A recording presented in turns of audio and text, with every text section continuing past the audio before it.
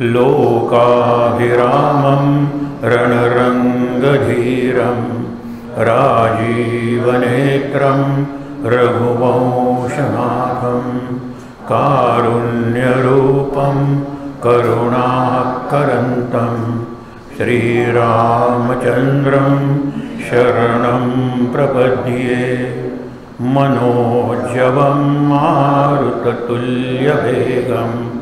जितेन्द्रियं बुद्धिमतां वरिष्ठं वातात्मजं वानरयूथमुख्यं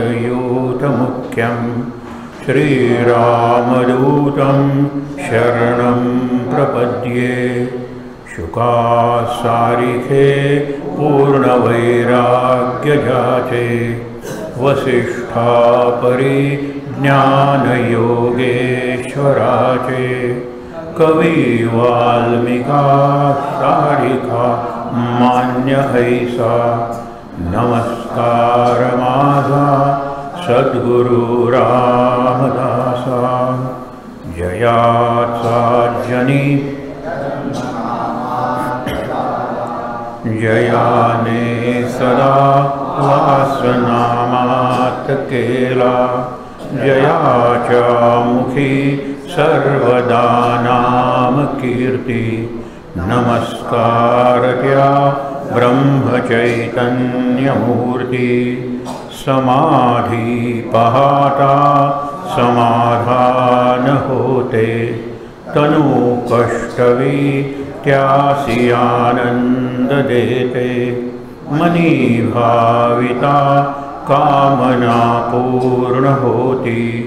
नमस्कार त्या ब्रह्मचैतन्यमूर्ती सद्गुरुनाथ महाराज की जय। जय जय रघुवीर समर्थ। डोळे बंदच ठेवायचे। तीनदा दीर्घ श्वासोच्छ्वास।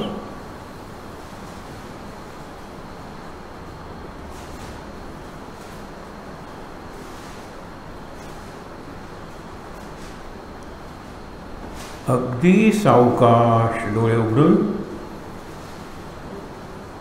शांतपणे काही क्षण समोर जी महाराजांची भव्य प्रतिमा आहे, मोठा फोटो आहे महाराजांचा, महाराज साक्षात बसलेत असा भाव मनात निर्माण करून काही क्षण स्थिर दृष्टीने महाराजांकडे पाहायचे।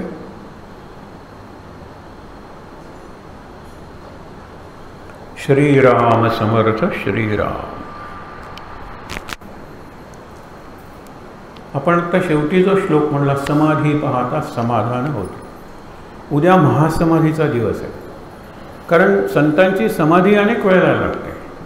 रामकृष्ण तर आपल्याला माहीत आहे, तुम्ही रामकृष्णांचा कुठलाही फोटो बघा, त्यावेळेला फोटोग्राफी आलेली होती नुकती। आपल्या महाराजांचे सुद्धा किती फोटो आहेत। चित्रमाला नावाचा एक ग्रंथ आहे, त्याच्यात महाराजांचे 201 फोटो छापलेले आहेत। हा एक फोटो त्याच्यात शेवटी त्यातल्या त्यात कालानुक्रमे त्यांनी छापण्याचा प्रयत्न केलेला आहे। त्याला जी प्रस्तावना आहे ना, बाबा बेलसरेने लिहिलेली, ती मानसपूजेवरची आहे। या फोटोबद्दल एकच वाक्य त्यांनी काय लिहिलं आहे ते तुम्हाला सांगतो आणि आपण विषय सुरू करूया। ते काय म्हणाले, ह्या फोटोत तुम्हाला महाराज थकलेले दिसतात। फोटोत महाराज थकलेले दिसतात, पण थकलेल्या महाराजांचा हा फोटो आहे का? कारण आज मी तुम्हाला जिथे सोडणार आहे त्याच्या पुढे उद्या विवेक जोशी घेऊन जाणार आहे। लक्षात घ्या, फोटोतले महाराज आपल्याला थकले, हा शेवटचे दिवस असतील आणि शेवटचेच दिवस आहेत असं सांगितलं जातं की हा मे महिन्यातला जर फोटो असेल तर डिसेंबरमध्ये महाराजांनी देह ठेवलेला आहे, महासमाधी घेतलेली आहे। पण त्यांची आत्ताची जी समाधी आहे तिथे त्यांची रक्षा म्हणजे राख ठेवलेली अस्थी म्हणतो, आणि त्याच्यावरती दगडी समाधी बांधलेली आहे। त्याच्यावर त्या दगडी पादुका आहेत आणि त्या पादुकांना वेटाळून असा एक सर्प आहे। सर्प अनेक गोष्टींचं प्रतीक आहे आपल्या संस्कृतीत। आत्ता 2च सांगतो। एक शक्तीचं प्रतीक आहे ज्याला कुंडलिनी शक्ती म्हणतो आपण, आणि ती 3.5 वेटोळे घातलेली नागिण, सर्पीण, आणि अशी ती सरसरत वर जाते आणि मग प्रतिभा जागी होते। आणि मग प्रतिभा जागी झालेला वैज्ञानिक म्हणजे सायंटिस्ट, प्रतिभा जागी झालेला कवी, नृत्य करणारा नर्तक किंवा क्रीडापटू ते थांबत नाही, काहीतरी नवीन त्यांच्यातून त्यांच्याही नकळत उत्पन्न होत असतं. शक्तीचं प्रतीक आहे. महाराजांच्या पादुकांना लपेटून जो नाग आहे त्याचा दुसरा अर्थ आहे, तो फार महत्त्वाचा अर्थ आहे की नाग हे किंवा शेष आपण ज्याला म्हणतो, काळाचं प्रतीक आहे. काळ म्हणजे कसा, सरपटत जाणारा काळ.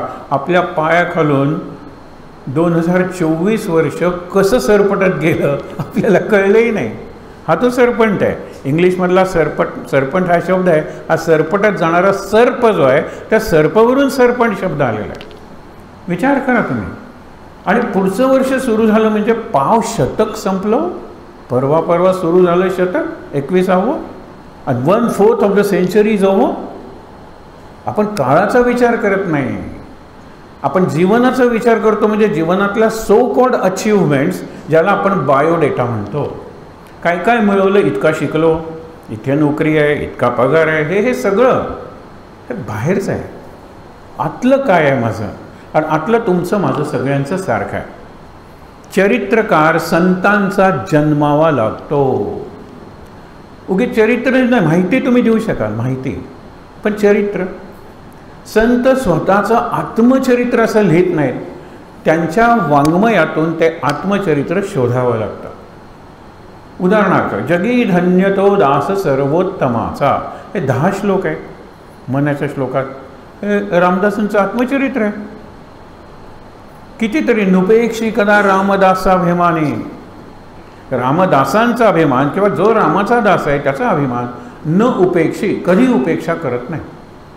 आत्मचरित्र आहे त्यांचं. प्रभाते मनी रामचिंतेत जावा, 10 श्लोक आहेत आणि 11 श्लोक आहेत म्हणायला हरकत नाही. काय आहे आत्मचरित्र आहे त्यांचं. तुटे वाद संवाद तो हितकारी, 5 श्लोक आहेत. मना सज्जना राघवी वस्ती की जय, मना सज्जना सज्जनी वस्ती की जय. हे मनाच्या श्लोकात मी फक्त सांगतोय. दासबोधात सुद्धा अशा अनेक ओव्या आहेत. हे त्यांचं आत्मचरित्र आहे. महाराज जिवंत असताना एक तिथे गेले होते फॉरेस्ट अधिकारी, भाऊसाहेब फॉरेस्ट, भाऊसाहेब नाव होतं, महाराज त्यांना भाऊसाहेब फॉरेस्टच म्हणायचे. विचार करा. त्यांनी लोकांकडून आठवणी घेऊन वह्याच्या वह्या लिहायला सुरुवात केली. आपण काहीतरी महाराजांचं चरित्र लोकांसमोर आणूया. महाराज हे बघत होते, त्यांच्या कानावर या गोष्टी पडत होत्या. शेवटी त्यांनी सहज एक दिवस म्हणले, भाऊसाहेब फॉरेस्ट तुम्ही काहीतरी चांगलं लिहिताय. हो म्हणाले, मी लिहितोय काय, आणा ना आम्हाला दाखवायला. आणि महाराजांनी त्या सगळ्या वह्या फाडून टाकल्या, अगदी टरा फाडून टाकल्या. ते म्हणाले, तुमचं इथलं जीवन मला माहीत आहे, तुमचं इथलं वर्तन म्हणजे बिहेवियर, वागणूक मला माहीत आहे, तुमचं लोकांशी एकमेकाशी काय व्यवहार आहेत तेही मला माहीत आहे. अशा लोकांनी नाही लिहायचं संतांचं चरित्र. माहिती द्या चरित्र. बाबा वेलसरे ज्यांना आपण महाराजच म्हणतो त्यांना तो अधिकार होता. एक तुम्हाला सहज सांगतो, हे जे चरित्र आहे महाराजांचं, त्या चरित्राची अनेक वैशिष्ट्य आहेत. आज आपल्याला हे मोठं दिसतं, याच्यात शेवटी तत्त्वज्ञान वगैरे आहे, पण महाराजांचे जवळजवळ 340 पानांचं चरित्र आहे. 340 पेजेस, एकंदर 600च्या वर आहे. पण महाराजांचं तत्त्वज्ञान, महाराजांची बोधवचनं, महाराजांनी सांगितलेल्या गोष्टी इतकंच नाही तर महाराजांनी आयुर्वेदाचे जे निरनिराळे उपचार सांगितलेले आहेत असे सुद्धा 70 उपचार या पुस्तकात आहेत. पण चरित्राच्या भागाबद्दल बघूया.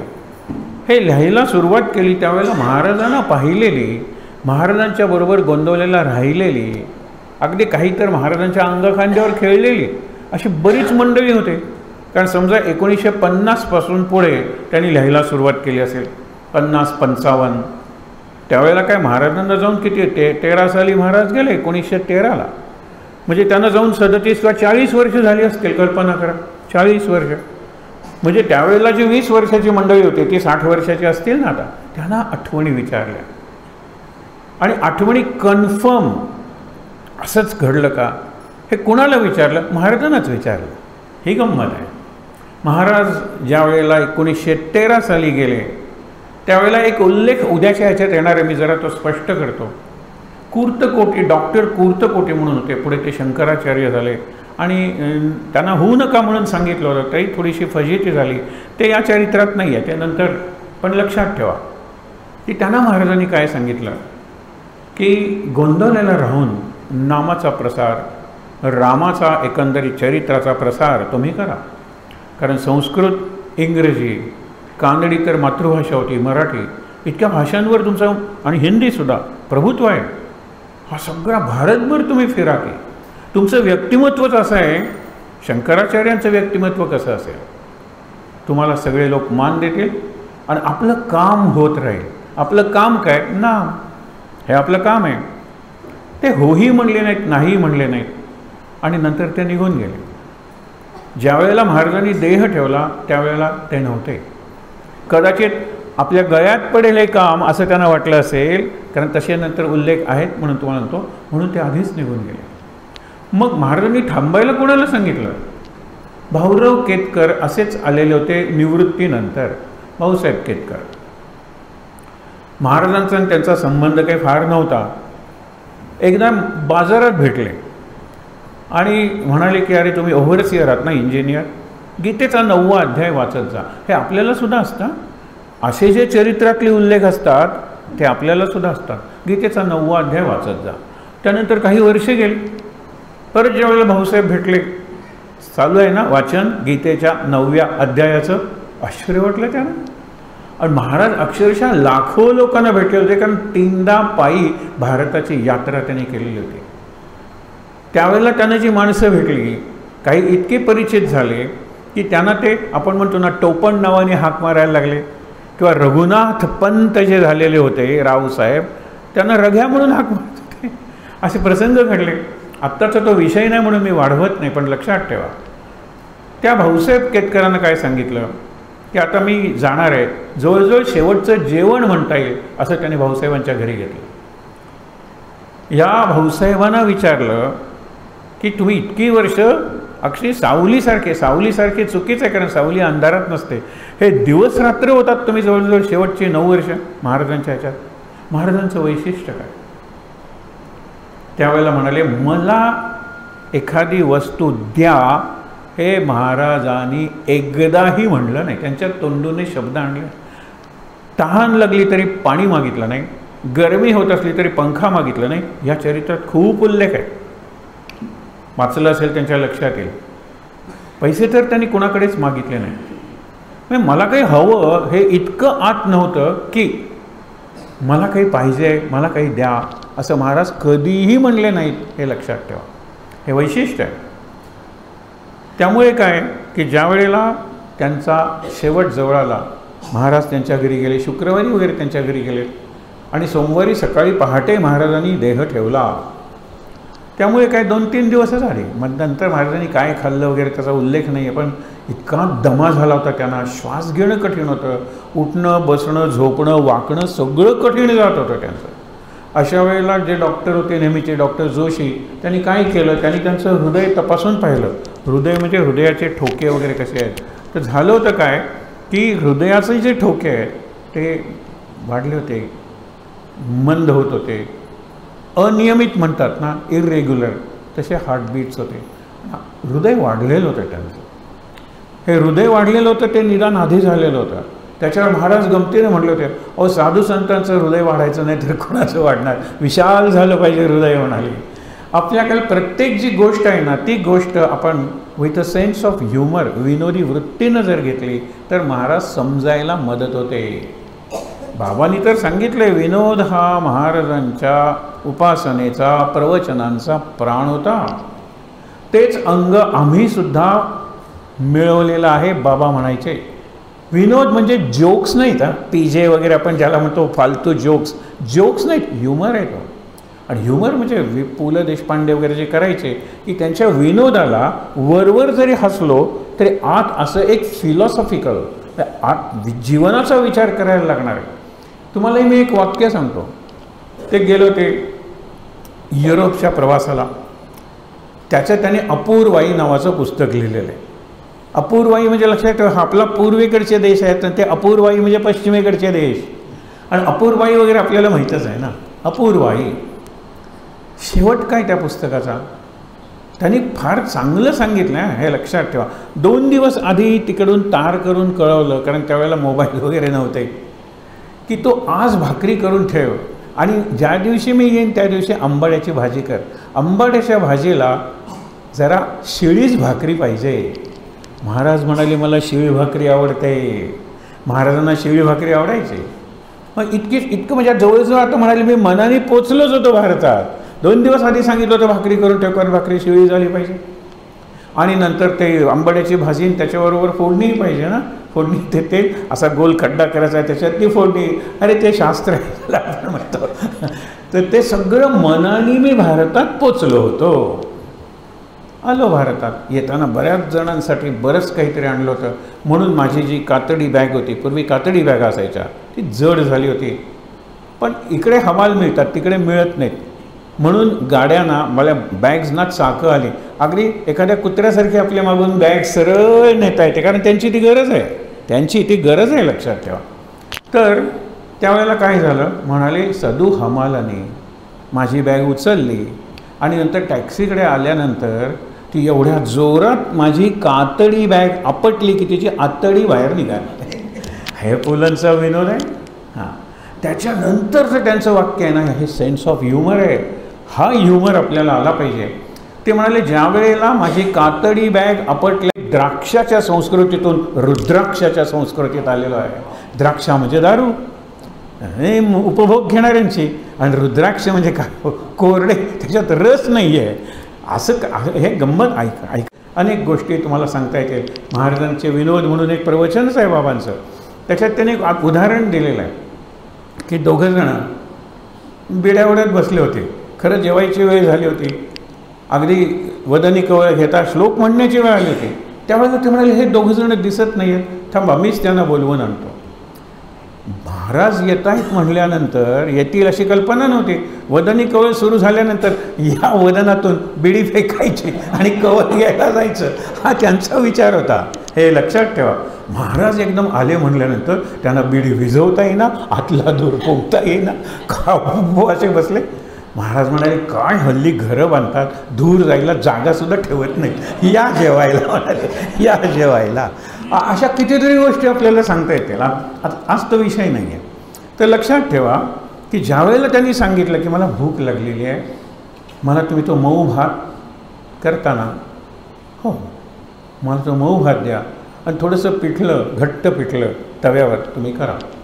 त्याप्रमाणे त्या माऊलीने केलं. भाऊसाहेब केतकरांच्या सौभाग्यवतीने महाराजांनी ते खाल्लं आणि नंतर ते म्हणाले सोमवारी मी नसणार आहे. ही पहिली डायरेक्ट दिल, नाही तुम्ही लवकरच जाणार आहे, मी कुठे असणार आहे. महाराज झोपलेले होते खोलीत. जाण्यापूर्वीचे 1-2 दिवस असते आणि भांडण सुरू झालं. त्यांना माहीत नाहीत महाराज आहेत म्हणून, जोरात भांडत होते.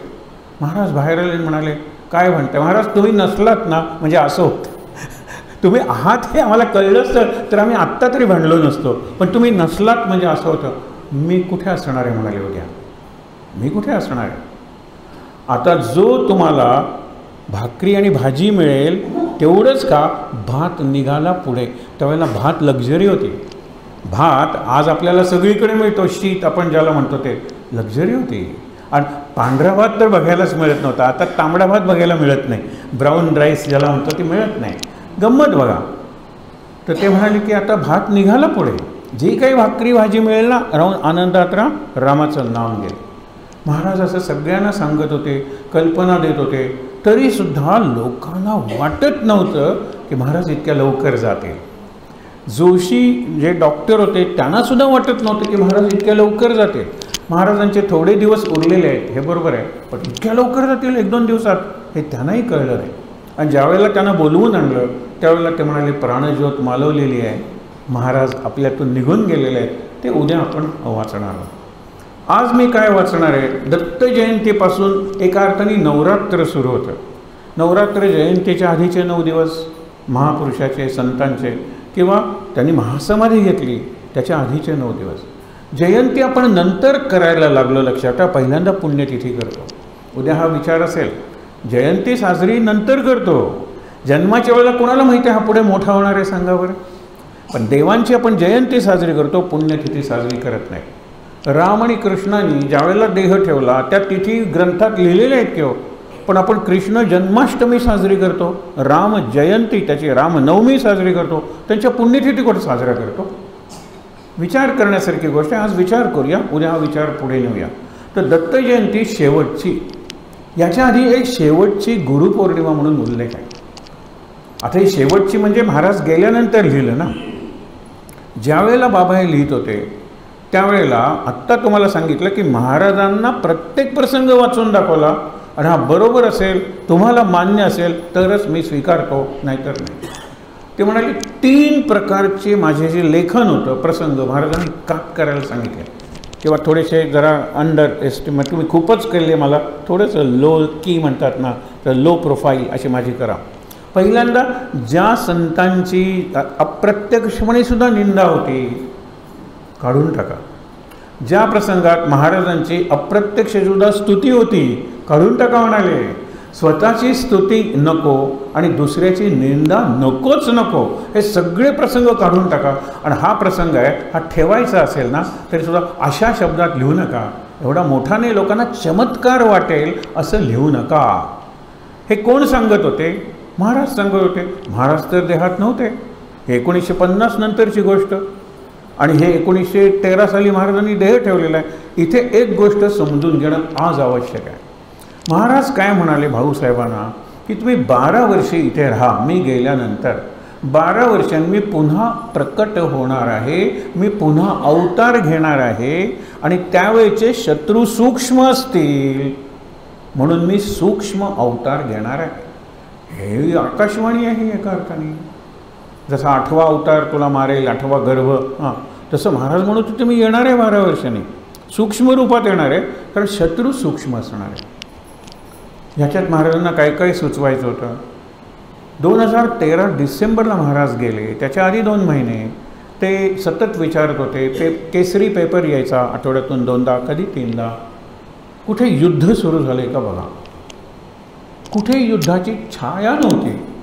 अशा वेळेला महाराज तुम्ही कुठल्या युद्धाबद्दल, नाही, आता युद्ध सुरू होणार आहे आणि त्या युद्धासमोर राम रावण आणि कौरव पांडव यांचं युद्ध काहीच नाही. एक लक्षात ठेवा, ती युद्ध जरी तिथे झाली, आपण ज्याला म्हणतो लोकल वॉर्स होती, ग्लोबल वॉर्स नव्हती, जागतिक युद्ध नव्हते ती. आपण महायुद्ध जरी म्हणलं महाभारताचं तरी ते कुरुक्षेत्रावर लढलं होतं, लोकलाइज होतं तेवढ्यापुरतं. राम आणि यांचं लंकेच्या बाहेर सीमेवर तिथे त्यांचं झालं. हे पहिलं महायुद्ध महाराज सांगत होते. महाराज गेले 6 महिन्याच्या आत मे 19 म्हणजे 1914 साली युद्ध सुरू झालं. 1913 डिसेंबरला महाराज गेले, मे 1914ला पहिलं महायुद्ध सुरू झालं. आणि पहिलं महायुद्ध सुरू झाल्यानंतर ते काही वर्ष चालेल, जगातल्या सगळ्या महत्त्वाच्या देशांना त्याची झळ लागेल, म्हणजे त्याचा परिणाम सोसावे लागतील आणि नंतरचं जग बदललेलं असेल. आणि या बदललेल्या जगाची त्यांनी जे वर्णन केलेलं आहे त्याच्यानंतर आणखीन एक महायुद्ध झालं, जग आणखीन बदललं, हे लक्षात ठेवा. आणि त्याच्यानंतर आता युद्धसदृश परिस्थिती आहे, जग किती बदललं आहे. उद्या थोडक्यात आपण त्याची उदाहरणं बघणार आहोत की महाराजांना आज आपल्याकडून काय हवं आहे. महाराजांना निरोप घेऊन झाली ना, 111 वर्ष झाली. 1913 साली गेले, आता 2024 आहे. 111 वर्ष म्हणलं तर फार मोठा काळ नाही आहे, पण फार छोटा काळही नाही आहे. 111 वर्षात जगात आणि भारतात खूप म्हणजे खूपच परिवर्तन, चेंज ज्याला म्हणतात, तो झालेला आहे. त्याचा विचार उद्या करूया. तर महाराजांनी ज्या वेळेला मी 12 वर्ष येणाऱ्या सूक्ष्म अवतार घेणार आहे, लोक बघत होते. 1925 सालची महाराजांची पुण्यतिथी, हे दिवस काय होणार आहे यावर्षी, सस्पेन्स आहे ना. आणि तिथे विहीर होती, अजूनही ती विहीर आहे. त्या विहिरीत लोक पाणी काढत होते, असे नळ वगैरे कुठे होते त्यावेळेला, काढत होते पाणी. आणि एकदम कुणीतरी काहीतरी बोललं, सगळ्यांनी तिकडे बघितलं. महाराज तात्यासाहेब केतकर, भाऊसाहेब केतकरांचे चिरंजीव, त्यांच्या तोंडून महाराज बोलायला लागले. हा सूक्ष्म अवतार, ज्याला वाणीरूप अवतार किंवा वाणीरूप साक्षात्कार म्हणतात. आता तुम्ही म्हणाल की हे काय, हे भलतंच काहीतरी झालं. त्यावेळेलाही लोकांनी टीका केली वगैरे, भरपूर झालं. आणि तुम्हाला मी फक्त 2 उदाहरणच आत्ता सांगतो, म्हणजे तुम्हाला प्रवचनं महाराजांची जी आहेत ती प्रवचनं बरीचशी या माध्यमातून आलेली आहेत. महाराज बोलत होते त्यावेळेला कुठे होता रेकॉर्डर, आणि महाराज बोलत होते त्यावेळेला काही जणांनी नोट्स घेतल्या होत्या, त्यानंतर पाठवल्या त्या गोखलेंकडे, ज्यांनी प्रवचनांचं संकलन केलं. पण 67 साली गेलेले आहेत कोण? भाऊसाहेब तात्यासाहेब केतकर. म्हणजे 1912 ते 1967 म्हणजे जवळजवळ 45 वर्ष हे बोलत होते. तात्यांच्या मुखातून महाराज बोलत होते. तात्यांचं आत्मवृत्त म्हणून एक अप्रतिम पुस्तक आहे, आत्मवृत्त. त्याच्यात त्यांनी सांगितलेलं आहे की महाराज माझ्यातून बोलायचे, म्हणून मला माझं तोंड कसं राखावं लागलं, मला माझं जीवन कसं सावरावं लागलं, मला कसं सावध राहावं लागलं. सतत अनुसंधान होतं की आपल्या आत महाराज आहेत, आणि ज्या वेळेला लोक सांगतात त्यावेळेला महाराज व्यक्त होतात. त्या महाराजांनी सांगितलं की हा प्रसंग असा घडला नव्हता, हा काढून टाका, हे जरा सौम्य करा, हे सांगितलं होतं. म्हणून असं विशेष चरित्र आहे की ज्याचं चरित्र लिहिलं ते नसतानासुद्धा सूक्ष्म अवतारात या चरित्राला मान्यता मिळाली. आणि मग हे चरित्र प्रकाशित झालं 1960च्या सुमारास. पहिल्यांदा प्रवचनं प्रकाशित झाली, नंतर चरित्र प्रकाशित झाले. विचार करा तुम्ही की हे चरित्र, याचं काय इम्पॅक्ट याला म्हणतात हल्ली शब्द, प्रभाव काय असेल. इथे किती जणांनी महाराजांचा अनुग्रह घेतला आहे माहीत नाही, पण मी माझ्यापुरतं बोलायचं असेल तर या पुस्तकातून मी महाराजांकडे वळलो. असे किती लोक आहेत. म्हणजे संपूर्ण ह्याचा 100 वर्षाचा जर विचार केला, महाराज गेल्यानंतर किंवा पुस्तक लिहिल्यानंतरच्या 50 वर्षांचा जर विचार केला, काही लाख लोक गेलेले असते. या 9-10 दिवसात लाखो लोक गोंदवल्याला येऊन जातात महाराजांचं दर्शन घ्यायला, त्या समाधीचं या उत्सवात भाग घ्यायला. ते कशातून येतात? जाताना एक पुस्तक घेऊन जातात. हे पुस्तक मिळत नाही, कारण का की लाख लोक आले, प्रत्येकाला कोणीताच सांगते एक पुस्तक माझ्यासाठी आणा. म्हणजे 10,000ची आवृत्ती असेल तर ती उत्सवातच जवळजवळ संपते. हे विचार करण्यासारखा प्रसंग आहे. एरवी अशी चरित्र चमत्कार असतील म्हणून ते लोक घेतात, याच्यात चमत्कार नाही आहेत. आणि चमत्कार वाटला तर त्याचं स्पष्टीकरण दिलेलं आहे जरा मोठ्या टाईपमध्ये. शेवटची दत्त जयंती, मगाशी तुम्हाला सांगितलं होतं शेवटची गुरुपौर्णिमा. महाराजांची शेवटची गुरुपौर्णिमा कुठे झाली? तुम्हाला आश्चर्य वाटेल, पंढरपूरला झालेली आहे, गोंदवल्याला नाही झाली. चातुर्मास त्यांनी गोंदवल्याला केलेला आहे. तर म्हणजे नुसते गुरुपौर्णिमेला नाही राहिले, चातुर्मासापर्यंत म्हणजे आषाढी एकादशी ते कार्तिक एकादशी महाराज कुठे राहिलेले आहेत. आणि मार्गशीर्ष महिन्यात महाराज गेले, म्हणजे त्यांना पांडुरंग, पंढरपूर शेवटचे हे महत्त्वाचे महिने होते ना, महाराज गोंदवल्याला नव्हते. या काळात महत्त्वाची एक घटना घडली. म्हणजे महाराजांचा बाहेरचा प्राण, पंचप्राण आत असतात, पण एक बहिश्चर प्राण असतो. जसा अर्जुन होता कृष्णाचा किंवा कृष्ण होता अर्जुनाचा, राम होता लक्ष्मणाचा किंवा लक्ष्मण होता रामाचा, हे बहिश्चर प्राण. रामकृष्णांचे विवेकानंद होते, विवेकानंदांचे रामकृष्ण होते. तसं आपण ज्याचं म्हणतो ब्रह्मानंद महाराज की जय, ब्रह्मानंद महाराजांची तिथे प्रतिमा आहे. तर त्या ब्रह्मानंद महाराजांना त्यांनी बोलवलं आणि सांगितलं. कुठे रस्त्याच्या मध्ये उभे होते की कुणाला ऐकू जाऊ नये मी काय सांगतो ते. आणि मला जे सांगितलं नव्हतं आणि जे तुला सांगायला पाहिजे ते सगळं माझं सांगून झालं. तुला काही सांगायचं आहे, तुला काही विचारायचं आहे, तर नसेल तर आत्ता मी जे सांगतो त्याचं पालन कर. अवघड आहे करणं. मी काही दिवसात नसणार आहे, पण माझा देह असे तोपर्यंत गोंदवल्याच्या सीमेत तू पाय ठेवायचा नाहीस. किती अवघड होईल ही, केवढी शिक्षा आहे, सत्वपरीक्षा आहे. म्हणजे ते चातुर्मासात सांगतात गुरुपौर्णिमा वगैरे झाल्यानंतर की आता मी देहात असे तोपर्यंत गोंदवल्याच्या सीमेत पाय ठेवायचा नाही. आकाशातून वीज कोसळल्या झालं असेल ब्रह्मानंद महाराजांना, पण त्यांनी धक्का सावरला, कारण गुरुची आज्ञा होती. ते म्हणाले एकच इच्छा आहे, तुमच्या पायात ज्या पादुका आहेत त्या मला द्या. जशा रामाच्या पादुका भरतानी डोक्यावरून नेल्या तशा ह्यांनी त्या गळ्यात बांधल्या. आणि अनेक प्रसंगी त्यांच्या गळ्यात त्या पादुका होत्या. म्हणाले गोंदवल्याला आत्ता माझे सद्गुरू काय करतायत ते मला कळतं त्या पादुकांमुळे. हल्ली आपण ज्याला डिश किंवा अँटिना म्हणतो ना, तशी ही अँटिना किंवा डिश आहे. तिथे ते काय करा ह्याचीसुद्धा परीक्षा लोकांनी घेतलेली आहे. आत्ता तो विषय नको. विचार करा तुम्ही. महाराजांनी आणि ते राहिले कुठे? गोंदवल्याच्या बाहेर. त्यांना दहिवडीला राहताल असतं किंवा धावत गेले किंवा. त्यांनी महाराष्ट्र आणि कर्नाटक यांच्या सीमेवर कागवाड नावाचं जे गाव आहे, अजूनही ते महाराष्ट्र कर्नाटकच्या सीमेवर आहे, कर्नाटकात आहे, मराठी बोलणारे लोक आहेत.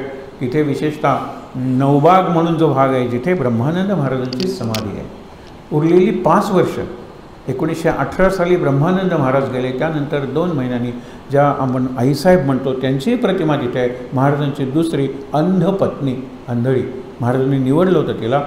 ह्यांनी पण 5 वर्ष गोंधळाची जी शिस्त आज दिसते, जो कार्यक्रम काकड आरतीपासून शेजारतीपर्यंत आजही पाळला जातो, ते ह्या दोघांच्यामुळे. शेवटची दत्त जयंती काय होतं, मी फक्त काहीच वाचून दाखवणार आहे, कारण का की हे नाही आहे, सगळं वाचायला वेळ नाही, सगळं आवश्यकही नाही आहे. शेवटची दत्त जयंती दिवस भराभर जात होते. महाराज आजारी म्हणजे आजारीच होते, हे लक्षात ठेवा. मार्गशीर्ष महिन्याची पौर्णिमा आली, त्या दिवशी दत्त जयंतीचा उत्सव होता. श्री महाराजांना सकाळपासून फार जोराचा दमा लागला होता. मग त्यांनी देह ठेवायच्या आधी 10 दिवस, बरोबर आहे ना, म्हणजे दत्त पहाटे गेले ते दशमीला, आणि आताही हे तरी ते संध्याकाळी दत्त मंदिरात गेले. हे दत्त मंदिर एकमुखी दत्त मंदिर हे गोंदवल्याचं एक महत्त्वाचं स्थान आहे. दत्त मंदिर आहे, दत्ताच्या उजव्या बाजूला विष्णू रूपातला शांत नृसिंह आहे, आणि दत्ताच्या डाव्या बाजूला तुळजाभवानी जी महाराजांची कुलदेवता आहे ती आहे. तर हे जे सांगितलेलं आहे, तर तीर्थ देण्यासाठी दत्त मंदिरात गेले. जन्म झाल्यानंतर दत्त जन्म झाला, संध्याकाळी असतो दत्त जन्म. तीर्थ घ्यायला गेले. बाळंभट अशी त्यांनी, बाळंभट ते होते, अशीच देवाची सेवा करत जा, तुमच्या हयातीत तुम्हाला काही कमी पडायचे नाही. त्यांना आश्चर्य वाटलं, असं का बोलतात. यावर बाळंभट म्हणाले, महाराज आपण असल्यावर मला कमी कसे पडेल. त्यावेळी श्री महाराज म्हणजे कोणास ठाऊक मी आणखीन किती दिवस आहे. रामाने बोलावले की मी जाणार, माझी जागा रिकामी झालेली आहे. रामाची चिठ्ठी आली की मी जाणार. स्वतःच्या सासऱ्यांना म्हणाले होते, कुऱ्हाड सुटलेली आहे, आकाशातून कुऱ्हाड सुटलेली आहे. देवाची कुऱ्हाड, देवाची काठी पडल्यावरच ऐकू येते. हो, हे दुर्दैव आहे. आपण किती दिवस जगणार आहोत हे कोणालाही माहीत नाही आहे, पण आपण अशा गुरमीत जगतो. एका परीक्षिताला कळलं की शेवटचा आठवडा कसा जीवनातला साजरा करायचा. आपल्याला किती आठवडाभर आहे की नाही सुद्धा कल्पना नसते, पण आपण मजेत राहत असतो. कारण भस्मीभूतस्य देहस्य पुनरागमनम कुता, एकदा जाळला देह की काय परत येणार आहेत. म्हणून शेवटच्या दिवसापर्यंत ऋणम कृत्वा घृतम पिबेत, ऋण काढा आणि सण साजरा करा. कारण तुमचं ऋण फेडायला तुम्ही नसणार आहात. भस्मीभूतस्य, एकदा तुम्हाला चितेवर जाळलं की काही नसणार आहे. ते झाल्यानंतर या सुमारास महाराजांचा देह थकत चालला होता दत्त जयंतीच्या वेळेला. आणि एक दिवस, दत्त जयंतीनंतरचे दिवस आहेत, अंधार पडून गेल्यावर ते राममंदिरात परत आले आणि जाऊन पलंगावर पडले. तेव्हा दारापाशी डॉक्टर कुर्तकोटी हात जोडून उभे होते. त्यांना आत येण्यास सांगून दरवाजा लावून घ्यायला असेल. ही महाराजांची अंतरंगीची माणसं आहे, आतली माणसं आहे, म्हणून दरवाजा लावण्यास सांगितलं. महाराजांनी जवळजवळ तासभर त्यांना आपल्या आयुष्याची रूपरेषा सांगितली. महत्त्वाचे प्रसंग, कशी वळणं लावली, हे सगळं सांगितलं. काय शब्द आहेत लक्ष, हे पहा, राम किती दयाळू आहे. त्याच्या नामाचा प्रसार व्हावा म्हणून त्याच्या नावाने मी हा बाजार मांडला नामाचा. गोंदवल्याचा बाजार महाराजांनीच सुरू केला आणि गुरुवारी ते लोक यायला लागले. महाराजांनी सांगितली, ही जागा आहे, इथे तुम्ही तुमचा शेतीचा माल किंवा विशेषतः भाजी वगैरे काय असेल ते विकायला बसा, तुम्हाला 4 पैसे जास्त मिळतील. आता दुटी माणसं यायची, काही जणं शिदोरी घेऊन यायची, पण बाकीचे जे ग्राहक वगैरे असायचे. मग ते अन्नदान सुरू झालं. अन्नदानाची प्रेरणा हा बाजार सुरू झाला आणि त्याच्यामुळे आधीही सुरू झालं असेल, पण ते अन्नदान आजपर्यंत ते चालू आहे, लक्षात ठेवा. रामाने मोठी कृपा केली, पुष्कळ लोक नामाला लागले. मी बाजार मांडला होता, मी मांडलेला माल नामाचा होता, रामाचा होता, संतांचा होता. तो माल खपेल की नाही याबद्दल माझ्या मनात शंका होती, परंतु रामाने मोठी कृपा केली, पुष्कळ लोक नामाला लागले. आता त्यांना उद्देश म्हणतात, तुम्ही विद्वान आहात, डॉक्टर कुर्तकोटी, तुम्ही विद्वान आहात, सदाचरणी आहात, तुमचे नामावर प्रेम आहे. आता माझा भरवसा नाही, म्हणजे माझी खात्री नाही, गॅरंटी नाही, म्हणून माझ्या मागे तुम्ही इथे राहून लोकांना नामस्मरण करायला लावावे. खरं म्हटलं तर ही गुरुची आज्ञा आहे ना, ही गुरुची आज्ञा आहे. हे ऐकून कुर्तकोटी काहीही बोलले नाहीत आणि त्यांचा एकांत दोघांचा संपला. बस, नामाच्या आड सर्वच गोष्टी येतात, हे लक्षात ठेवा.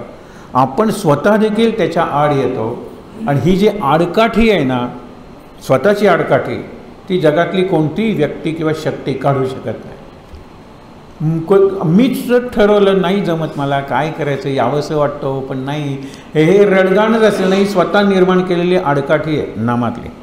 आणि म्हणून जगाच्या नादाला फारसं न लागता नाम चालू ठेवावे. आता इथे जी रिटायर्ड झालेली मंडळी आहे त्यांनी तरी हे वाक्य लक्षात ठेवायला पाहिजे, जगाच्या नादाला किती लागायचं. आणि जगाच्या नादी लावायला एक खेळणं आपल्या हातात दिलेलं आहे, त्याच्याबद्दल उद्या मी बोलणार आहे, मोबाईल नावाचं. म्हणजे जगाच्या नादाला कशाला, मी जगाला विसरतो, अरे काय हे तुकारामाला जेवढं विस्मरण व्हायचं नाही तेवढं आता या तुक्याला आणि राम्याला होतं आहे, हे लक्षात ठेवा. गंमत आहे. पुढे आणखीन महत्त्वाची गोष्ट सांगितलेली आहे.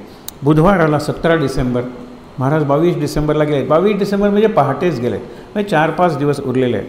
म्हसवडला बाजारात, म्हसवडला गुरांचा बाजार अजूनही असतो, त्या बाजारात महाराज गेले. महाराजांना गाई आणि बैल विकत घ्यायला आवडायच्या आणि त्यांची गोशाळा झालेली होती आणि त्या गोशाळेच्या समोरच महाराजांची समाधी आहे. कितीतरी वर्ष महाराजांनी देह ठेवल्यानंतर, ती समाधी झाल्यानंतर समोर गोशाळा होती. नंतर ती आता गोंदवल्याचा विस्तार झाला त्यावेळेला गोशाळा त्यांनी मागे बाजूला नेली. पण एक लक्षात ठेवा, महाराजांना एक बैल आवडला. त्यावेळेला लोक म्हणाले, महाराज हा तुम्ही घेऊ नका, याची खोड वाईट आहे, अपशकुनी बैल आहे, हा ज्याच्या घरी जातो त्याची हानी करतो. महाराज म्हणाले, मग हा तर माझ्याच घरी असला पाहिजे, आमच्या संन्याशाची काय हानी करणार आहे, लंगोटी घातलेला मी आणखीन हानी काय करणार आहे, मृत्यू येणार आहे. पण महाराजांना ते माहीत होतं. आणि त्यामुळे शेवटी दिवाणसाहेब होते, गोंदवल्याला यायला निघाले. महाराज त्यांच्या घरी गेले, विश्रांती घेतली म्हसवडला आणि निघाले. दिवाणसाहेबांनी नमस्कार केला. ही सगळी श्रीमंत माणसं होती, राजघराण्याशी संबंधित असलेली बरीच मंडळी होती, महाराजांचे भक्त होते. नमस्कार केला. त्यावेळेला महाराज म्हणाले, तुमची आमची ही अखेरची भेट आहे. महाराज असे क्लू म्हणतात ना, ते देत होते लोकांना, नामाला विसरू नका, जिथे नाम आहे तिथे मी आहे हे ध्यानात ठेवा. त्याच्यानंतर पुढे त्यांनी सांगितलेलं आहे की खूप आहे वाचण्यासारखं, पण आपण महत्त्वाचं ते वाचूया की ज्या वेळेला गुरुवारी सकाळी त्यांनी आपण लवकरच जाणार असे लोकांना अगदी स्पष्टपणे सांगितले. सोमवारी गेलेले आहेत, गुरुवार, शुक्रवार, शनिवार, रविवार 4 दिवस नक्की जाणार आहे मी अगदी लवकर. महाराज काय म्हणाले, जे दृश्य असते ते आज ना उद्या नष्ट. हा फार मोठा उपदेश आहे महाराजांनी शेवटी केलेला. महाराजांनी शेवटी अभंग वगैरे केलेला आहे, त्यातही उपदेश केलेला आहे, पण हा फार जे दिसतं ते नसतं की हो, आज आहे उद्या नाही आहे. आणि म्हणून त्याला अनित्य म्हणलेलं आहे, मिथ्या म्हणलेलं आहे. मिथ्या म्हणजे खोटं नाही. बघा ना, माझी बायको मला प्रत्यक्ष दिसते, चिमटाकडून बघा, आई गं म्हणजे आहे ना ती, तुम्ही मिथ्या काय म्हणता, त्याच वेळेला टी म्हणतो मी, अगं ते आई गं म्हणते मी, अरे बापरे म्हणतो, एवढंच फरक आहे, बाकी काही नाही. मुद्दा काय आहे लक्षात ठेवा की ज्या वेळेला मला दिसतं ते त्याच वेळेला नष्ट होत असतं, क्षणाक्षणाने संपत असतं. त्यामुळे आता सांगितलं ना, 24 वर्ष संपली, 25वं वर्ष लागलं, गद्धे 25वी सुरू झाली जगाची, हे लक्षात घ्या. आणि म्हणून म्हणतात की अनिती आणि अधर्माच्या मार्गाला लागू नका तुम्ही. संत सांगतात त्यांच्यावर विश्वास ठेवून मुखात नाम घ्या. महाराजांनी एक उदाहरण सांगितलेलं आहे. तुम्ही जर दक्षिण भारतात गेलात, आपल्याकडे कारवारपासून खाली हा दक्षिण भारत सुरू होतो आणि त्यांचे त्या असतात अक्षर, आपल्याला काही कळत नाही. आपण म्हणतो ना, गमतीनं म्हणतो जिलव्या जिलव्या जिलव्या, डायबिटीस असेल तर चकल्या चकल्या चकल्या, हे गंमत आहे ती सगळी. मुद्दा काय आहे की ज्या वेळेला काहीच कळत नाही मला, अशा ठिकाणी मला पोटदुखी सुरू झालेली आहे, मला डॉक्टर कुठे हे सांगता येत नाही आहे. मग कुणीतरी सांगतं की पोटदुखी सगळे केल्यानंतर इथे दिसते, आणि तिथे त्यांनी काय लिहिलेलं होतं वाचता येत नव्हतं. हा कसला डॉक्टर आहे, कदाचित गुरांचा सुद्धा असेल. पण मरता क्या नाही करता इतकं पोटात दुखतं आपल्या की शेवटी तिथे रेड क्रॉस पूर्वी असायचा, हां तो दिसला, हा डॉक्टर आहे म्हणून गेला. मी काय सांगितलं मला माहीत नाही, त्याला काय कळलं त्यालाही माहीत नाही. त्यांनी औषध दिलं ते मी मुकाट्यानं पोटात घेतलं. बरोबर. तुम्हाला काही माहीत नसलेल्या प्रदेशातल्या, भाषाही न कळणाऱ्या प्रदेशातल्या डॉक्टरनी दिलेलं औषध तुम्ही त्या औषधात काय आहे याचा विचार सुद्धा करता पोटात घेतलं. मग संतांनी अनुभवाने सांगितलेलं नाम तुम्ही ओठात का घेत नाही? म्हणजे हल्ली फॉर एक्सटर्नल यूज ओनली आपण ट्राय करतो की नाही, ट्राय करून बघा ना तुम्ही. आत घेऊ नका पोटात, नाम ओठात घ्या. आणि ओठातून आत पोटात केव्हा जाईल कळणार सुद्धा नाही, पण नित्यनियमाने घेतलं मात्र पाहिजे. पुष्कळ लोक मला विचारतात महाराजांचं वैशिष्ट्य असं मी काय पाहिलं. आत्ता मी सांगितलं ना, मी खरंच मगाशी 1-2 सांगितले, हे वाचून दाखवतो आणि आपण संपूया विषय. त्यांनी काय सांगितली, महाराजांची एक वैशिष्ट्य गोष्ट, अमुक एक गोष्ट मला हवी, हे शब्द त्यांच्या तोंडातून कधी बाहेर पडले नाहीत. खूप उदाहरणं दिलीत, सांगण्यासारखं आहे. भूक लागली तर कधी खायला मागितले नाही, थंडीने अंग गारठण्याची वेळ आली तरी कपडा मागितला नाही, किंवा उकाड्यामुळे घामाच्या धारा लागल्या तरी पंखा मागितला नाही, आजारी पडले तरी कधी औषध मागितलं नाही, पैशाची अत्यंत जरूर असून देखील कधी कुणापुढे हात पसरला नाही.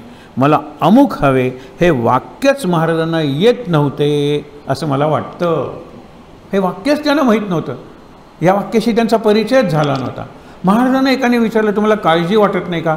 म्हणाले, तुम्हाला ज्योतिषी आहे का ओळखायचा, जरा दाखवा, कारण माझ्या कुंडलीत काळजी नावाचा ग्रहच नाही म्हणाले. जरा बघा तुम्ही, कुणाला काळजी नावाचा ग्रहच नाही, मी करणार काय, भविष्याबद्दल मला कल्पनाच नाही आहे, मग घाबरू कशाला? काळजी हे फ्युचर आहे, आज कालची काळजी कशी लागेल सांगा बरं, कालची स्मृती आहे. म्हणून या दोघातून मी बाहेर पडलेला, मी आज जगत असतो, या क्षणाला जगत असतो, या श्वासाला जगत असतो आणि श्वासावर नाम घेत असतो, मला काळजी करायचं काही कारण नाही. शेवटी काय म्हणाले माहीत आहे ना, बाई मला भूक लागली, हा मगाचा प्रसंग. महाराजांचे शब्दच बघा ना, बाई मला भूक लागली, काहीतरी खायला द्या. आयुष्यभर म्हणले नव्हते ना, म्हणजे हे म्हणलं तर लोकांना आश्चर्य, त्यांना वाटलं असेल की अरे भगवंत म्हणतोय आपल्याला काहीतरी खायला द्या. कालच्या रात्रीची शिळी भाकरी आणि आमटीसुद्धा चालेल, मला शिळी भाकरी आवडते, अशा रीतीने त्यांनी शिळी भाकरी खाल्लेली लोकांना माहीत होती. पण आता ते नव्हतं. त्या दिवशी आले आणि म्हणाले, आम्ही 2 जणच जेवायला बसणार आहोत, 2 जणच. महाराज कधी एकटे गेले नाहीत. काशीला गेले तरी 100-150 लोकांना घेऊन, आणि महाराजांना एकट्याला जेवायला बोलवलं ना तरी 10-15 लोकांना घेऊन जा. मग तुम्ही म्हणाल की स्वयंपाक कमी पडला तर, महाराजांची कफनी असायची की सगळा स्वयंपाक इकडे आणून ठेवा, कफनीच्या, याला सिद्धीचं अन्न म्हणतात. ते कितीही लोकांना पुरतं आणि तरी तुम्ही केलेला स्वयंपाक तसाच उरतो, ही एक सिद्धी आहे, आपण त्याच्या मागे लागू नये. पण महाराजांना या सिद्धी येत होत्या, पण त्यांनी चमत्कार म्हणून वापरल्या नाही. मी 50 जणांना घेऊन गेले महाराज, या वाक्याचा अर्थ, पुढचं वाक्य कशाला, मी तुम्हाला एकट्यालाच बोलवलं होतं. अरे आहे ते आणून ठेवा ना, बघूया, राम करेल, आपल्याला काय, आम्ही काय कुणाचे खातो रे, तो राम आम्हाला देतो रे, या मस्तीत राम महाराज जगत होते. इथे पुढे गंमत आहे की मला त्यांनी सांगितलं, आम्ही 2 जण, आणखीन एकदा महाराज एकटेच जेवायला गेले होते. मी आता वेळ नाही म्हणून नाही तर हा प्रसंग विचारला असता. आणि मला आपल्या केंद्राचं कौतुक वाटतं की प्रश्न महाराजांच्या चरित्रावर विचारला की नेक्स्ट मिनिटला कशाला, नेक्स्ट मोमेंटला उत्तर येतं. महाराज हा तो प्रसंग. मी विचारले होते 3 प्रसंग, हे मी इतर ठिकाणी विचारले, पुण्याला वगैरे, चरित्र वाचलेल्याला विचारलं, एकदम सांगता येत नाही. आपल्या लोकांनी चरित्र इतक्या चांगलं वाचलेलं आहे, इतकं चांगलं आत्मसात केलेलं आहे, आणि म्हणून बऱ्यापैकी आपल्या जीवनात महाराजांनी बऱ्यापैकी शब्द वापरल्या, उतरलेला आहे. जीवन आपल्याला कळतं, म्हणजे आपण त्याप्रमाणे महाराजांनी अर्थ कसा लावला असता, म्हणून आपण बऱ्यापैकी शांत आहोत. आपल्याला प्रॉब्लेम्स कुणाला नाही आहेत, शरीराच्या व्यथा वेदना कुणाला नाही आहेत, पण आपण आनंदात असतो. हे महाराज समजणं आणि महाराज जगणं आहे. तर इथे त्यांनी काय सांगितलं बघा, तो प्रसंग कुठला आहे, महाराजांना कळलं होतं की विषप्रयोग तुमच्यावर होणार आहे, उद्या तुम्हाला जेवायला बोलवलेलं आहे. औंध नावाचा राजा, गोंदवल्याच्या जवळ औंध आहे, कधी गेलात तर जा. औंधचं प्रदर्शन फार मोठं आहे, खूपच मोठं आहे. आणि तिथे जी चित्र आहेत 54, त्या 54 चित्रावर 54 गीत आहेत गीतरामायणातली. कारण गीतरामायणात हे कसं सुचलं, कौशल्याला लागलेले डोहाळे आणि दशरथ म्हणतो रडू नको राणी, मी लवकरच करतो, हे कुठे प्रसंग कुठल्याही रामायणात नाही आहेत. ते तिथे चित्र काढून ठेवलेले आहेत. कुणी काढलेले आहेत, काय काढलेले आहेत ते आत्ता सांगत नाही, मुद्दा म्हणून जा तुम्ही त्या औंधला. तर त्या राजाला 2 राण्या होत्या. एक राणी महाराजांची भक्त होती, साहजिकच लोकांना लोकांची आवडती होती. दुसरी नव्हती. त्यावेळेला रेसिडेंट असायचे, म्हणजे ब्रिटिश ऑफिसर असायचे. कट्यार काळजात घुसली म्हणजे तुम्हाला माहीत असेल, त्या ब्रिटिश ऑफिसरनीच कल्पना दिली की त्यांना शेंदूर खायला घाला आणि त्या पंडितांचा आवाजच बसवून टाका, ही त्यांनी दिलेल्या कल्पना असतात. तर त्यांनी सांगितलं की त्यांना जेवायला बोलवा, जेवायला बोलल्यानंतर ते येतील, आपण विष घालूया अन्नात. हे दुसरी राणीला कळल्यानंतर तिने आपल्या माणसांबरोबर सांगितलं, महाराज उद्या जेवायला येऊ नका, कारण उद्या अन्नात विष असणार आहे. महाराजांचा दमा वाढायला अनेक कारणं आहेत, त्याच्यात हा विषप्रयोग हा एक कारण आहे. तर महाराज म्हणाले, मी जाणार का जाणार नाही, एवढं प्रेमाने बोलवलं आहे, अहो पण विष असणार आहे, मी एकटा जाणार आहे. आणि त्यावेळेला तो ऑफिसर इतका हुशार, आयत्या वेळेला आले नाहीत तर, म्हणून रामाला नैवेद्याचं ताट जे पाठवलं त्यातही विष घातलेलं होतं. महाराज म्हणाले की आज नरमाला नैवेद्य हा दाखवायचा नाही, खड्डा करा आणि पुरून टाका, नाही तर कावळा चिमणी किंवा कुत्रं माझं मरेल हे खाल्ल्यानंतर. इतकी महाराजांना कल्पना आहे की आपल्याला विषप्रयोग होणार आहे म्हणून. गेले, आग्रह जेवले, पुन्हा पुन्हा मागून घेतलं. आल्यानंतर एवढे वेलदोडे खाल्ले आणि पाणी प्यायले भरपूर, पण त्यानंतर दम्याचा त्रास त्यांचा वाढला. पण महाराजांनी गेलो त्यावेळेला ते एकटे जेवायला गेले होते. आता हे एकटे जेवायला आलेले. महाराज एकटे कधीच गेले नव्हते जेवायला, हे लक्षात ठेवा. त्यांना बरं वाटलं, महाराज आपल्याकडे आले, काहीतरी मागतायत, आपण दिलं पाहिजे. आणि जेवण झाल्यावर 5-10 मिनटं विश्रांती घेतली आणि महाराज परत कुठे गेले, परत मोठ्या राम मंदिराकडे. मोठं राम मंदिर म्हणजे ते राहायचे तिथे. 2 खोल्या होत्या, एकात महाराज आणि दुसऱ्यात आईसाहेब राहायच्या. आता शेवटचं मी वाचणार आहे पॅरेग्राफ आणि त्याच्यापुढे उद्या विवेकजी वाचणार आहे. एक लक्षात ठेवा, त्यांनी काय सांगितलं की ज्या वेळेला बापू आकाशातून कुऱ्हाड सुटलेली आहे, कुणाला सांगत होते? सासऱ्यांना. हात धुत होते दोघंजण जेवण झाल्यानंतर. त्यावेळेला ते म्हणाले आता जरा प्रकृती, सासरे म्हणतात जे वयाने मोठे आहेत की नाही त्यांच्यापेक्षा, आता प्रकृती सुटली, जरा तक्रार वगैरे करायला लागलेली आहे. त्यांना इनडायरेक्टली काय सुचवायचं होतं, मी जर गेलो तर माझ्या मुलीची काळजी घ्यायला पाहिजे. तुम्ही घ्याल पण तुमच्यानंतर ती आंधळी आहे, ती सगळ्या पूर्णपणे दुसऱ्यावर अवलंबून आहे. आपल्या मुलीच्या चिंतेनं ते म्हणत होते. पण महाराज म्हणाले की कुऱ्हाड सुटली आहे.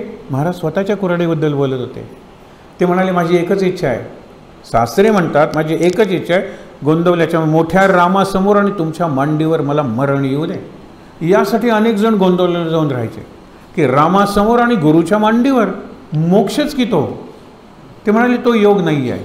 म्हणजे आम्ही आधी जाणार आहोत, कुऱ्हाड सुटली.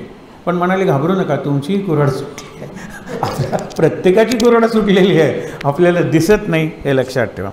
म्हणून शेवटी काय सांगितलं त्यांनी की हां, निरूपणामध्ये देहाचे अशाश्वत, शेवटचं निरूपण, आता उद्याची निरूपण फार महत्त्वाचे आहेत. त्यांनी पुन्हा सांगितलं की ही जी कुऱ्हाड सुटलेली आहे, माझी मुलगी इतक्या लवकर जाऊ नये. त्यांना वाटलं मुलीवर असेल, आपल्यावर असेल. तर महाराज म्हणाले माझी कुऱ्हाड सुटलेली आहे, पण तुम्ही चिंता करू नका, सगळी व्यवस्था मी केलेली आहे. या ज्या अंधपत्नी होत्या, एकतर महाराजांनी त्यांना निवडलं होतं आणि दुसरी गोष्ट म्हणजे प्रेमानं एकांतात त्यांना आंधळे म्हणायचे आणि दुसऱ्यांदा लोकांच्या समोर तिला सरकार म्हणायचे. सरकार आलं आमचं. याच्या अनेक प्रसंग आहेत. पण गुरु शिष्याला कसं निरनिराळ्या पद्धतीने सांगतो याचं एकच उदाहरण देतो आणि सांगतो. आनंदसागर महाराजांचा आहे तिथे फोटो. आनंदसागर महाराजांचे पहिले शिष्य. महाराज असताना ते गेले आणि आपण जे गोष्ट म्हणतो ना, 3 गीतं म्हणतो सकाळी, उद्या काकड आरतीला जे थांबतील ते बघा. त्याच्यात महाराजांचं वर्णन करून तो अभंग म्हणून त्यांनी समाधी घेतलेली आहे. कुणी? आनंदसागर महाराजांनी. तर आई काय म्हणायची की तुम्ही ह्याला लग्न करायला सांगा, हा लग्न करत नाही म्हणतो. त्यांचा एवढा अधिकार होता की आई त्यांना नमस्कार करायचे, ते आईला नमस्कार करायचे. ते म्हणाले तुम्ही आलात ना, माझे गुरु आहात ना, तर आईला मला नमस्कार करू नको म्हणून सांगा. हां, कारण हे विपरीत दिसतं. महाराज म्हणाले उद्या मी विचार करून सांगतो. दुसऱ्या दिवशी सांगितलं दोघांनी एकमेकांना नमस्कार करायचा नाही, कारण याशिवाय दुसरा न्यायच नव्हता ना. कारण आई करतच राहणार आणि ह्याने आईला केलं की आई उलटा नमस्कार करणार. तर त्या आनंदसागर आणि महाराजांची एकच गंमत तुम्हाला सांगतो. म्हणजे लक्षात ठेवा की गुरुला एखाद्या शिष्याला आपल्या मनातलं जर करून घ्यायचं असेल तर किती हलक्या फुलक्या अप्रत्यक्ष पद्धतीने, गुरुची आज्ञा म्हणजे की सोपं आहे ना, गुरुची आज्ञा. तर आई सांगते की तुमची आज्ञा, तुम्ही त्याला आज्ञा करा लग्न कर म्हणून. माझ्याने होत नाही, आता सून घरी आली पाहिजे. ते म्हणाले मी मुळातच हे आहे ना, निस्पृह आहे, त्यागी आहे, मला संसारात पडायचंच नाही, भोगी नाहीच आहे मी. महाराज म्हणाले जाऊ दे, बाजारात जाऊया. म्हणाले मला माझ्या बायकोसाठी एक साडी घ्यायची, लुगडं म्हणतात त्यावेळेला. हां, जरा दुकानात जाऊया. त्यांनी महाराज म्हणे ते काढले. ते आनंदसागर म्हणाले नो त्याच्या अलीकडचं बघा, नाही ह्याच्यापेक्षा तो रंग बरा आहे, जरा तो काढा. त्याच्यानंतर म्हणाले ह्याचा पदरावरचं डिझाईन चांगलं नाही, जरा दुसरा पदर दाखवा. हे केल्यानंतर ह्याचं टेक्स्चर, पोत वगैरे चांगला नाही वगैरे. हां, महाराज येताना म्हणाले तुला बरंच कळतं की रे लुगड्यातलं, हां तुला कसं घ्यायचं ती साडी यातलं बरंच कळतं. मी माझ्या बायकोसाठी घेत होतो ना, तुला माहीत आहे ना माझी बायको आंधळी आहे. हा रंग तो रंग काय करत होतास, हा पदर तो पदर काय करत होता. तिला जास्तीत जास्त स्पर्शाने पोत कळेल की खरखरीत एक वेळी मऊ आहे. तू एवढं सगळं करत होतास, त्याचा अर्थ तू लग्न कर. तुला चांगली बायकोला साडी आणता येईल, तुला संसाराच्या बऱ्याच गोष्टी माहीत आहेत, लग्न कर म्हटल्यानंतर तो म्हणाला हो करतो. आणि त्यांना जावई झाले. तेच आपण म्हणतो ना की ज्यांनी समाधी घेतली गोंदवल्याच्या तिथे, आणि आज त्या समाधीचं जे मंदिर आहे, ध्यान मंदिरात आपण जातो त्यावेळेला तिथे प्रत्यक्ष समाधी आहे. इकडे महाराज आहेत आणि इकडे आनंदसागर महाराज आहेत. त्यांचे जावई म्हणजे रामानंद महाराज, ज्यांच्या कितीतरी रचना आपल्या नित्योपासनेच्या पुस्तकात आहेत. तर असे हे महाराज, त्यांच्या जीवनाची आज पूर्वसंध्या, on the eve of his mahasamadhi, किती 111 वर्षापूर्वी झाली असेल. हे मोजायचं कशाला, व्यवहाराची गोष्ट म्हणून. एरवी महाराज गेलेत कुठे? प्रवचनात पूर्वी वाक्य होती ती काढून टाकली, कारण लोकांना निराळाच अर्थ लागायला लागला. मी देहात होतो त्यावेळेला मी देहात होतो, आणि आता मी देहात नाही आहे म्हणजे मी देहात नाही आहे, ह्याचा अर्थ काय? आणि महाराज दुसऱ्याच्या तोंडून बोलतात, हा काय प्रकार आहे? ती वाक्य काढून टाकली. तुम्ही जुन्या का जर आवृत्ती तुमच्याकडे प्रवचनांची असेल तर त्यात ही वाक्य आहेत. पण आपण आता लक्षात ठेवा, महाराज चैतन्य रूप आहेत, ब्रह्मचैतन्य महाराज आणि गोंदवलेकर महाराज. समजण्याचे तांदूळ, गोंदवलेला राहणारे महाराज उद्या समाधी घेणार आहेत, महासमाधी. आणि तो प्रसंग खूप चांगला असणार आहे. उद्या 5ला काकड आरती असेल, 5 ते 5:15 काकड आरती असेल, फक्त 15 मिनटं. त्याच्यानंतर 15 मिनटं प्रवचन असेल, आणि त्याच्यानंतर महाराजांच्या जीवनातले उरलेले जे 4 दिवस आहेत ते विवेकजी वाचून दाखवतील. आणि गुलाल ज्याला म्हणतात तो अत्यंत हृद्य प्रसंग असेल, अत्यंत गंभीर प्रसंग असेल. आणि आपल्या सगळ्यांना फील होईल, आतून जाणीव होईल. काय होईल की महाराज गेले आणि महाराज आहेत. आणि तो कुठला क्षण आहे तो उद्या आपण अनुभवूया. आहेत त्या ठिकाणी ताट बसून डोळे मिटूया, शांत. ब्रह्मचैतन्य महाराज प्रकट झाले. गोंदवलेकर महाराज त्यांनी देह ठेवला. शांत. शेवटचा श्लोक शांतिपाठ म्हणूया. सदा सर्वदा योग तुझा घडावा, तुझे कारणी देह माझा पडावा. उपेक्षू नको गुणवंता अनंता, रघुनायका मागणेची आता. जय जय रघुवीर समर्थ. ओम सहना भवतु, सहनौ भुनक्तु, सह वीर्यं करवावहै, तेजस्विनावधीतमस्तु मा विद्विषावहै.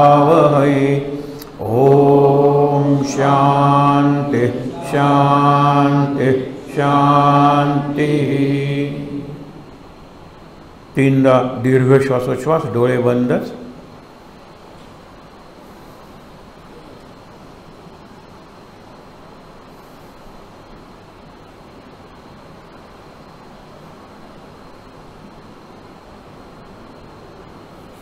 हातावर हात चोळूया, अंते हात चेहऱ्यावर डोळ्यांवर चोळूया.